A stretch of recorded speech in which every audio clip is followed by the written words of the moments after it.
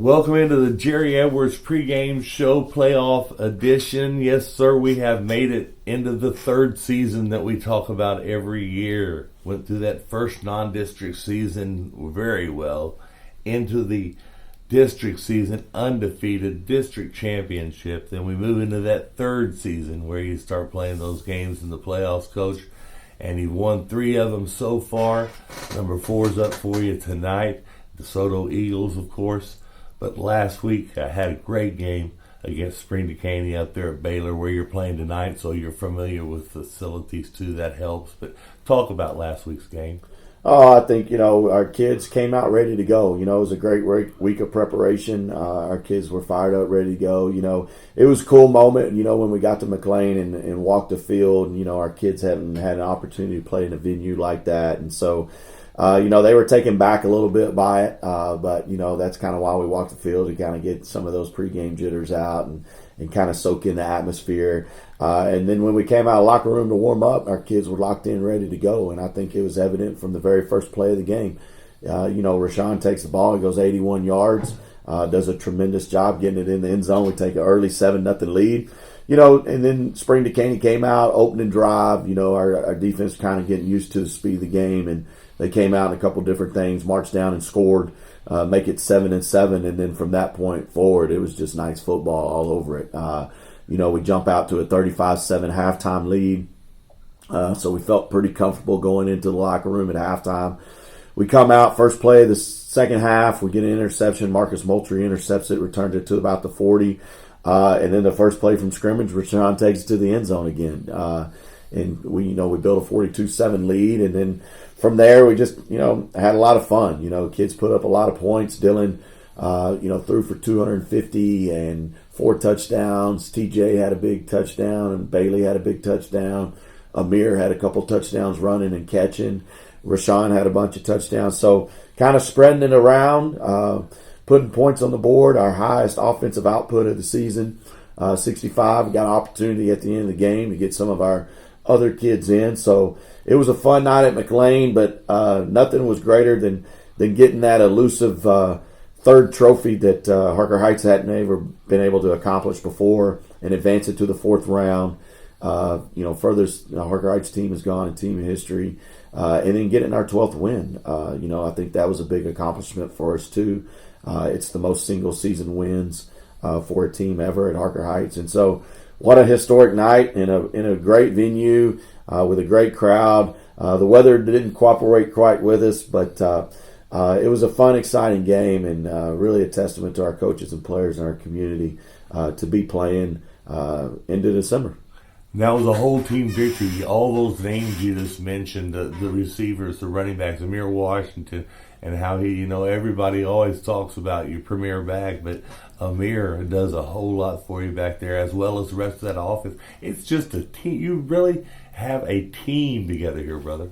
Yeah, it's a lot of unselfish kids, and they put the team first. I had an interview earlier in the week, and they asked me about the team, kind of what makes them different, and it's just a bunch of kids that love playing the game and love playing for each other. They're the first ones. The other night when Amir scores, Rashawn's the first one down there celebrating with him. And the offensive line, as soon as the receiver scores, they're running downfield to celebrate with the receivers.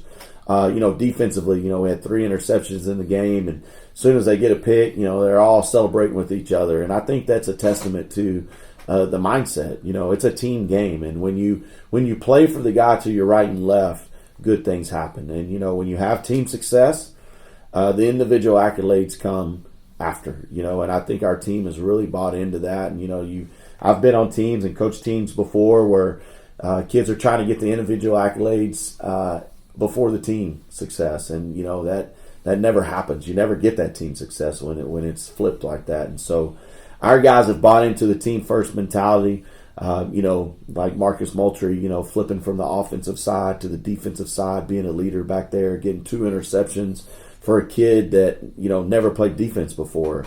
And Chris Robinson having a tremendous year at defensive end, used to, be on the offensive side. Amir, embracing his role as that H-type guy that, the back when we go 10 personnel, and just persevering through all of that. I mean, it's just a testament to those kids that winning is more important than their individual success, and it's about the team success, and it shows. And that's a lot of the reason why we're district champions. It's the reason why we're still playing football in December. Yeah, and all those kids up at the high school and the staff and everybody, they really come through you. The Booster Club doing wonderful things. Going to give you an escort out of town Friday afternoon as you head out to Waco to play that game. Just the whole city's behind you. There's signs all over town, and there's red and white things hanging around town and stuff, and it's a great time of year. Yeah, it is. It's a special moment to be in the fourth round. I mean, it hadn't happened in Killeen ISD since 2008. I've been coaching 20 years. This is my second opportunity to coach in the fourth round. And so players and coaches, these opportunities don't come by very often, and they're hard to achieve.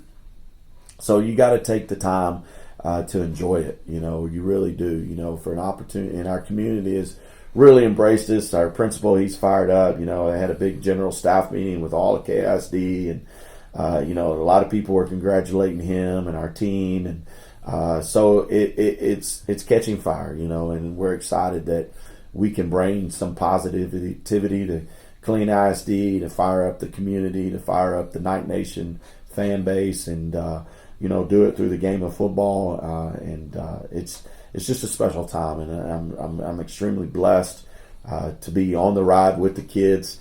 But we want to take time to smell the roses and enjoy it. But at the same time, we got to work and prepare because we want to keep it going and earn another week. And we're getting close. 64 teams make the playoffs in Division II, and there's 8 left. And it's like I told the team, they're going to give the state championship to one of those 8. And so we're in the conversation. And so we want to make sure that we put our best foot forward, put our best product on the field, and go out there and give a good Desoto team everything they can handle and try to get a win.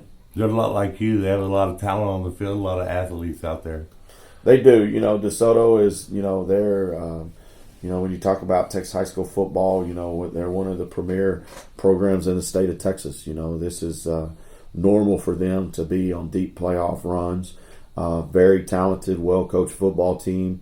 And so, we've got to make sure that we take care of us. We focus on us. We got to execute things to the highest degree and make sure that we don't let their athleticism or them flying around beat us.